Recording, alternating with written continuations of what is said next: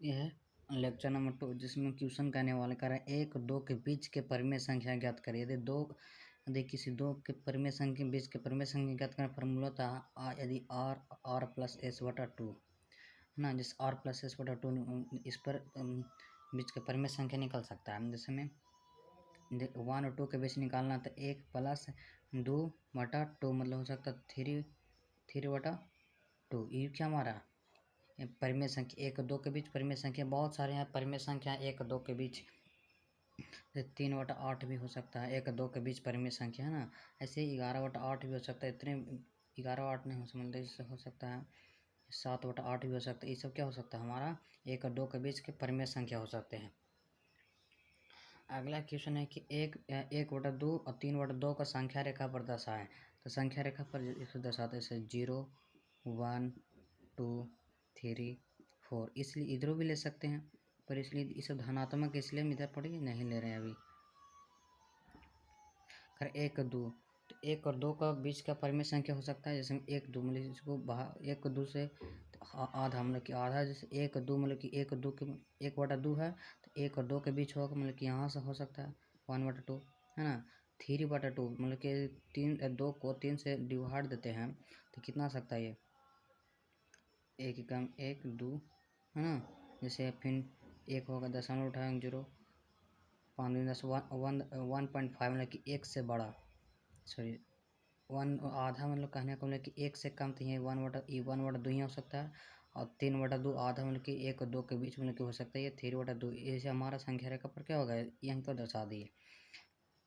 आगे क्वेश्चन कह रहा है कि संख्या रेखा पर अब कहता है कि √2 मतलब कि अपरिमेय संख्या को इसको दर्शाना है √2। तो √2 इस अपरिमेय संख्या यदि √2 इस प्रकार से √3 हो गई तो इसको हम पाइथागोरस प्रमेय से दर्शा सकते हैं। जैसे पाइथागोरस प्रमेय से दर्शाते हैं। जैसे संख्या ले लिए 0 1 1 2 3 इस प्रकार से हम संख्या ले लेते हैं। इसको संख्या रेखा पर √2 को दर्शाना है तो यहाँ से यहाँ तक जाएंगे और इस 1 ऐसे फिर 1 ऊपर जाएंगे। ये हमारा 1 है। जब पाइथागोरस प्रमेय लेते हैं तो 1 1 मतलब कि पाइथागोरस पर पढ़े होंगे किसी भी त्रिभुज का है ना। ये होता है हाइपोटेनस जिसको बोलते हैं कर्ण, ये होता है हमारा लंब, ये होता है आधार।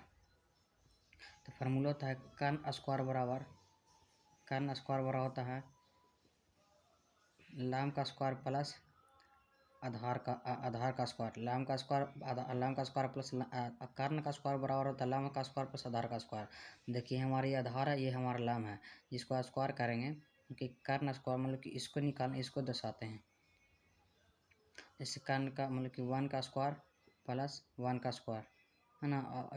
इधर स्क्वायर है तो इधर हो जाएगा हमारा रूट, मतलब कि रूट अंडर 1 + 1 हमारा कितना आएगा √2। तो ये हमारा कितना हो जाएगा √2। इसको इस प्रकार से दर्शाएंगे तो ये हमारा हो जाएगा ऐसे है ना। यदि √2 मतलब कि हमारा किस प्रकार से ऐसे हो जाएगा मतलब कि हमारा यहाँ ये हमारा √2 यहाँ पे इस प्रकार से क्या होता है कि रूट संख्या रेखा पर दर्शाते। अब बना लीजिएगा, बनाना है कि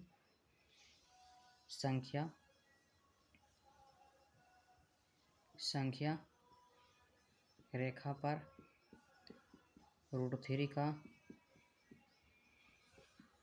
स्थान निर्धारण करें। इसके पूछेगा निर्धारण करने के लिए तो जिसमें क्या चाहिए √2, तो √2 है और √2 इसी प्रकार से पाइथागोरस प्रमेय वो बनाएंगे। इसे √2 इसको भी 1 ले लेंगे, इसको 1 इस प्रकार से मिला लेंगे। जैसे √2 का होल स्क्वायर 2 हो जाएगा मतलब कि जैसे एकदम यहाँ पर बताते हैं इसको मिटा करके तो फिर निकालेंगे तो उसको हो जाएगा √2 का होल स्क्वायर प्लस 1 का स्क्वायर। तो हमारा हो जाएगा √2 मतलब 2 + 1 हो जाएगा √3। तो √3 निकल गया तो हमारा क्या होगा हमारा √3 हो जाएगा ये, मतलब कि ये हमारा जाएगा इस प्रकार से इसे मिला दीजिएगा।